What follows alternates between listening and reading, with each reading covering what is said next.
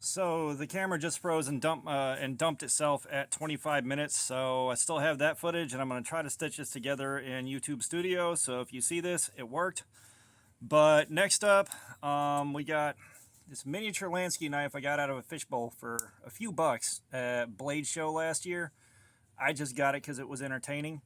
Then the other small Lansky knife I got, again, it entertained me. They were in a fishbowl and I had to get it, and I'm not sure what that gunk is right there. It looks worse than it does on camera, but that's okay. That's not what we're here for. We got this miniature Gerber that I got for a few bucks on Amazon. They were like cheap. Or no, this was Blade HQ. They were on clearance for like $3. So the wife has one. I'm pretty sure it's buried in one of her drawers somewhere. But I've got this. And of course we got the CRKT Van Hoy Snapfire. And you guys know how I feel about this thing. I absolutely love it. It's weird and it's right in my wheelhouse.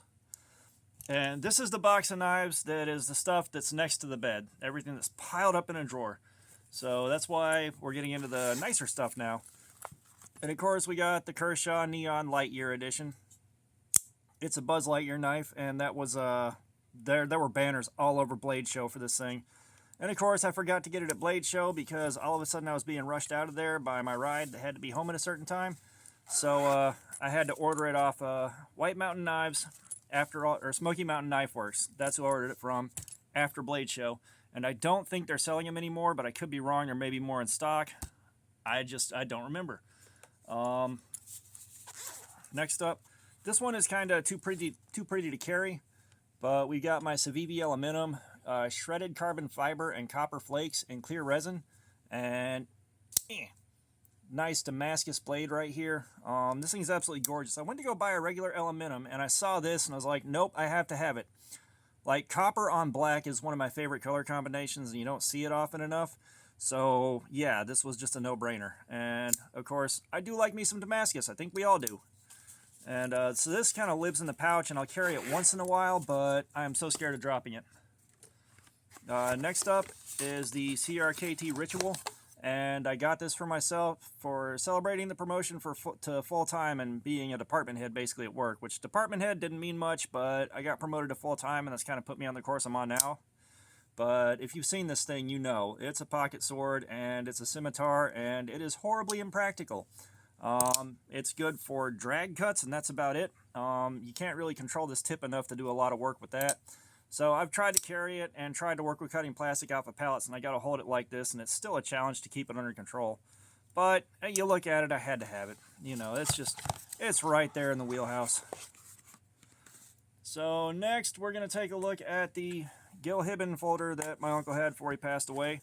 And this is one that it can centrifugal open. Sorry, I wanted to do that off camera first, but it does centrifugal open.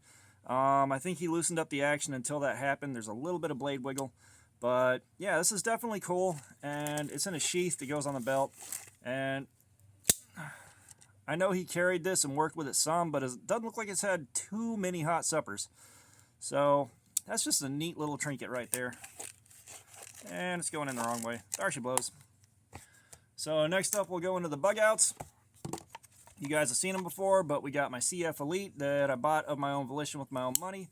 And this was like one of my first aspirational knives, was to get my hands on a bug out. Like, they deserve the hype. I'm a fan. I know a lot of people don't like them, a lot of people do, but I'm a fan.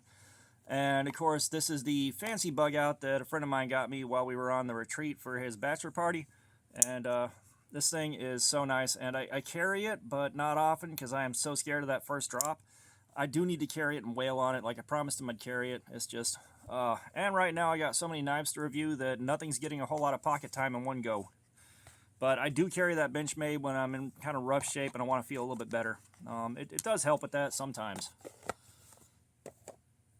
So next up we got another Ganzo. I think this is the last Ganzo I have, which I don't know if it's a clone of anything or not, which is part of why I don't buy Ganzos anymore. But it's an Axis lock. It does open fairly smoothly, and I mean it's well made. Construction quality's there. It's just it's a good way to go if you don't know whether or not you want to buy a clone, or the thing if you don't know you just bought a clone. Good place to go. Another pocket slab that's one of my all-time favorites, the Kaiser Sheepdog XL, and it makes a great noise when it opens. Like, that is just a great noise. And of course it drops shut. Like, everything about this is skookum as frig. I've carried it a lot. I enjoy busting this thing out when there's a bit of a crowd. You know, it always impresses. You always get good reactions out of it. And it's just a lot of fun. This is just a lot of fun. Next up, screw it, the medium Cold Steel Luzon. This is courtesy of Rich over at Ace on Knives. I won this giveaway. There was this, there's a Harita that the wife has, and then there was a clone of an SOG Kiku that's in the console of the truck, just in case I forget a knife and I need something, or I need a beater. Schrade Viper OTF. This thing was 40 bucks on sale at Midway USA, which if you're looking for deals on knives, Midway is a good place to go. Like, it's always something kind of random, but sometimes they do have deals like this where things are just way cheaper than they need to be, or way cheaper than they should be. And this thing takes some practice and some big hands to operate one-handed. Next up, the Schrade Old Timer, and this is the 470T. And this is one of my all-time favorites. I've had this since 1998. I've done dives on it where I told the story of how I got it and what's happened since then. This is never going to be out of my collection unless something really stupid happens. And you can kind of see where I had to grind a new tip on after I snapped the old tip off, hollowing out a golf ball. I did that. So this is the Hofner Knives CQC that I got at Blade Show last year. And it's a tip-down carry, and I didn't really understand why it had to be like that, but it's designed to be pulled out of your pocket, tipped down, and then centrifugal opened so that you're right into this position for close quarters combat. Like, it is definitely a dedicated combat knife, and my only real gripe with it now that I know that is the texturing on this is super rough, so it's very hard to clip it into something, your pocket, your waistband, and it's hard to pull it out.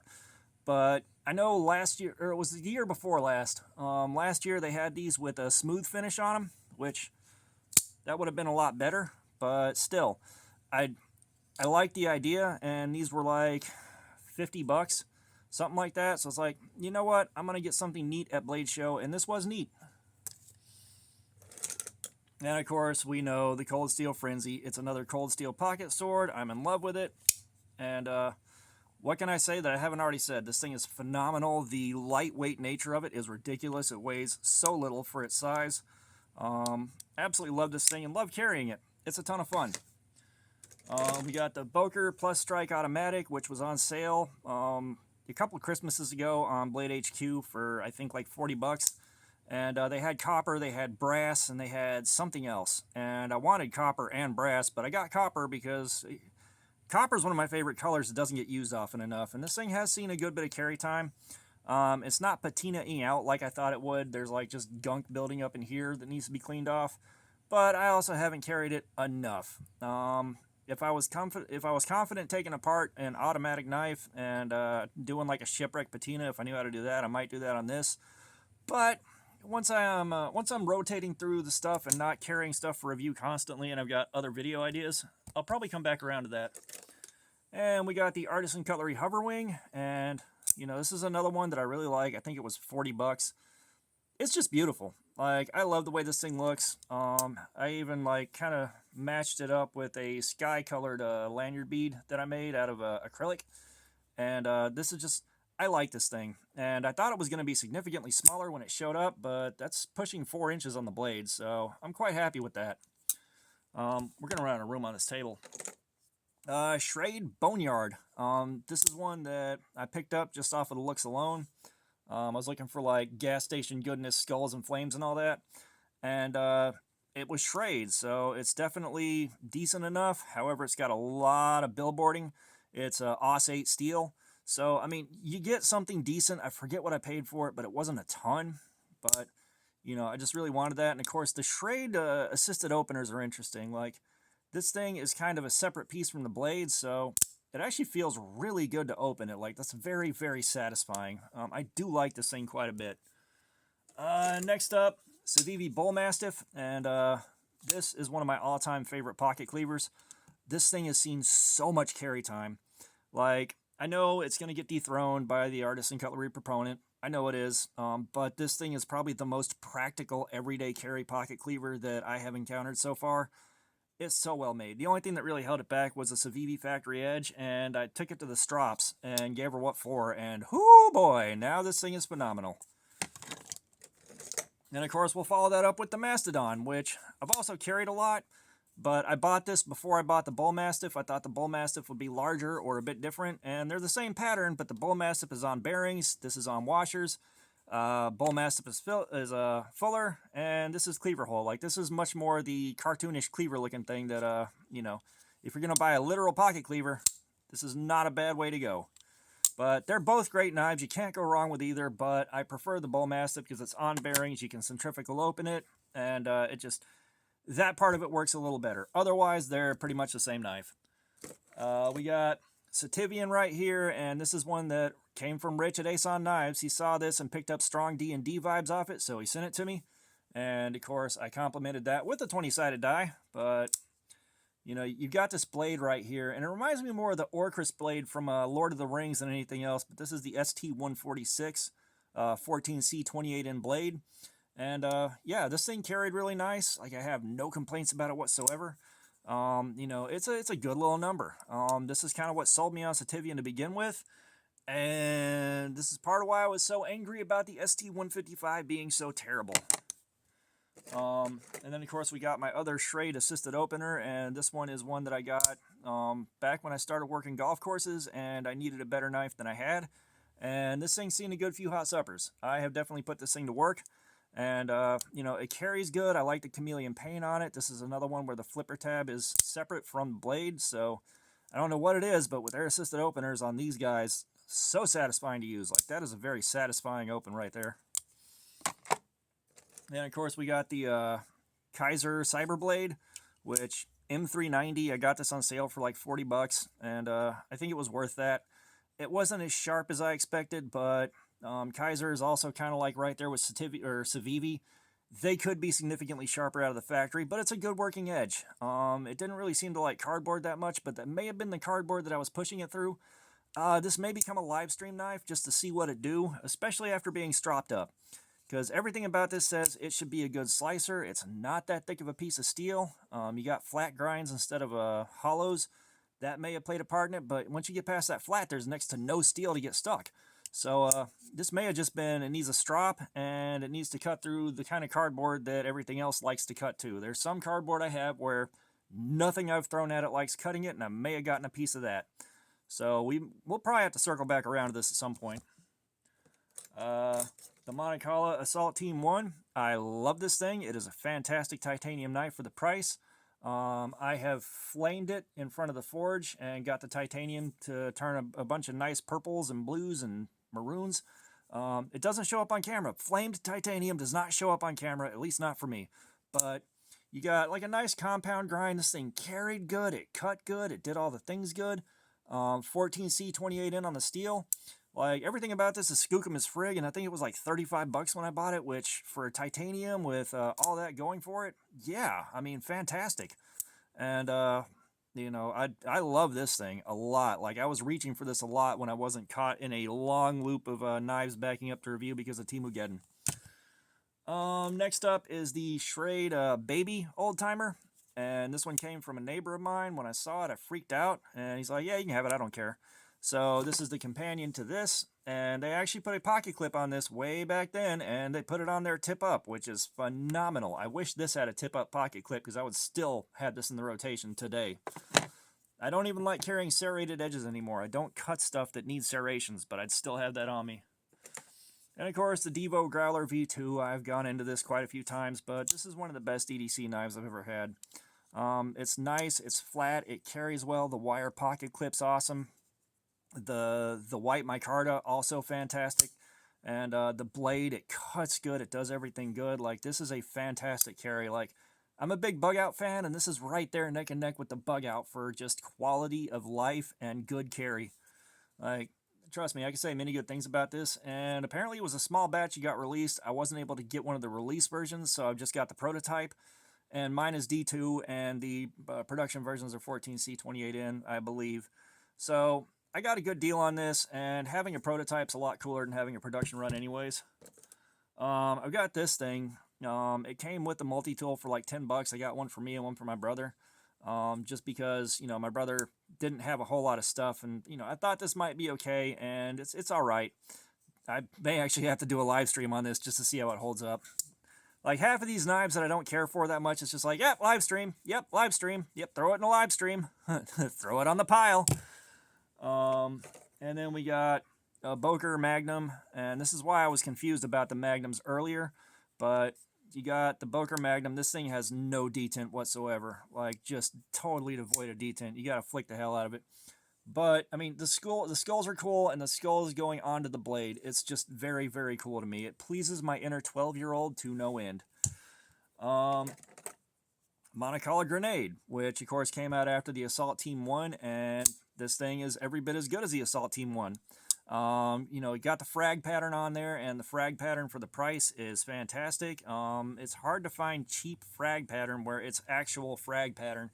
So, very happy that they recommended I check this out when they released it. CRKT Campano. We have taken a look at this in the past, and, you know, I got it because of mask mandates. Walking in and out of buildings, because when I did leave the house back then, I'd have to make like 5 stops.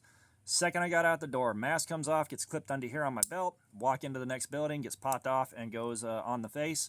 And it made a great keyring for a while, and I took my keyring off it because I was going into a graduation, and you can't have weapons in there, and I didn't want that turning into a thing, because sometimes I have really bad luck with stuff like that. Civivi Odium, courtesy of Tim's School of Fish. I bought this from him when he was selling stuff off.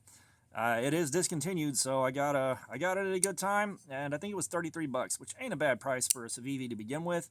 But this thing carried well, it worked well. I think the only thing I really had was it's a little bit small to make it easy to use the thumb hole to flip it open. Like, I got big hands, and it takes a little bit of finagling to get myself into position to flick it. But you got a flipper tab, so it all evens out. The best CRKT CEO is the one with the flipper tab, and this one is a tip-up carry. And this one, when I broke my wrist, this thing saved my ass. The rest of the knives I had just weren't cooperating with, like, packaging on food. They didn't like cutting it open. This one did a good job. This got me into so many boxes of toaster strudel. There was one that didn't want to cut, and I couldn't get enough leverage, especially with a broken right wrist. And that's the thing, my dominant hand was broken, so I was using my offhand for everything. And that one failed and got thrown across the kitchen as hard as I could throw it. Scared the wife. But this thing, always have a huge soft spot for it. Fantastic knife. One of my personal favorites, the Cold Steel AD10. I do love me some Cold Steel. And there's not much I can say about the AD10 that hasn't already been said. Fantastic beast. Huge slab of S35 VN. And it's an absolute tank. I could kill a boat with this thing if I wanted to. Next up, we got a small OTF that I got from the knife shop in Blue Ridge, where the fancy bug out came from. It was in a fishbowl for $25, and I was like, you know what? I kind of got to. I want a good OTF, but I'm not going to buy a cheap one. I'll buy, like, if I buy a cheap one, I'll go to Lightning OTF, but it's probably going to be just wait until I can get a Microtech or something like that. You know, I love this. I love the action on these. Like, these are fun fidget toys, and the wife would beat me to death with a frozen orange in a sock if I sat there doing this for a half hour in the bedroom. K-Bar Space Bar, U.S. Space Force knife. I bought this because it seemed ridiculous to me that the U.S. Space Force would need a knife, and the colorway on this I absolutely loved. This flat gray with the blue right here.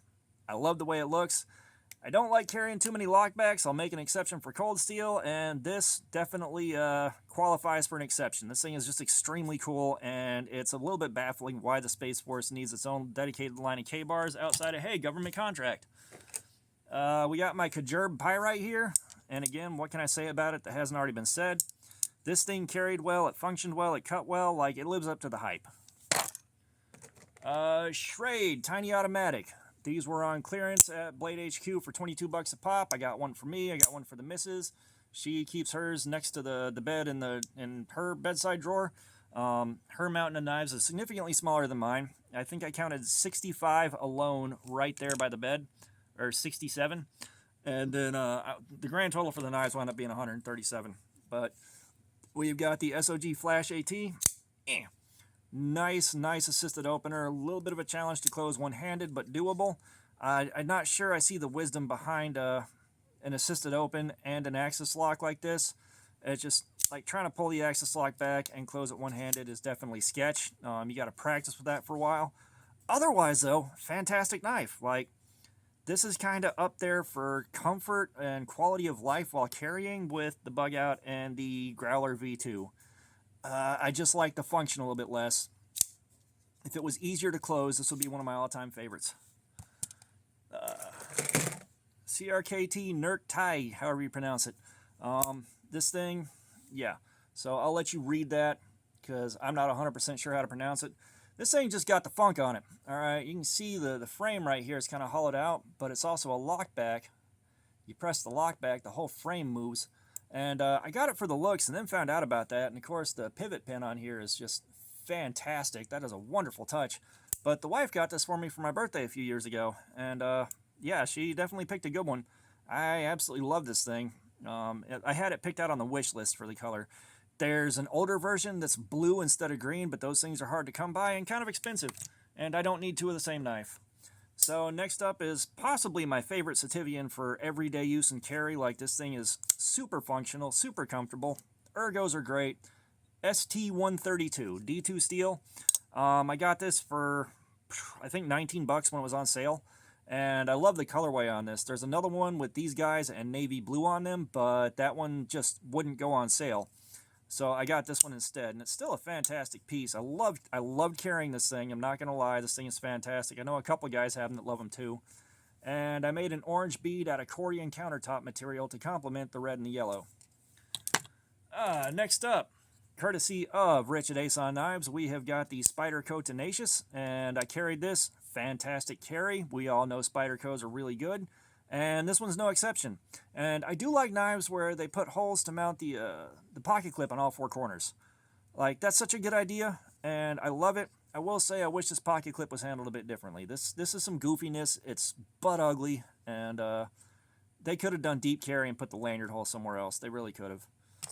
But otherwise, it's a fantastic knife. I'd carry the piss out of it. So we got the Mantis Knives gearhead, and ka-chow, it's lever action. Not only is it lever action, but it's got these moving gears in here. I've showed it off a few times now, but I love these weird lever action knives. I wish more of them were made. This thing is just a work of art. Like, I got it because of the looks and the fact that it was a lever action. I've got a couple others that I developed a taste for these back when I was like 18, and you can't argue with it. You know, the only real drawback is this kind of digs in when I'm carrying it. It's just, these are really squared off, and they could have used the corners being softened a lot. But other than that, beautiful piece. Albatross Knives Cool Flipper, which they could have thought of a different name for that, but you know, this is one I got for cheap. Bright green VG 10 core Damascus axis lock, and it's got a flipper tab. Like, this met all of my requirements when I went looking for flipper tab with axis lock.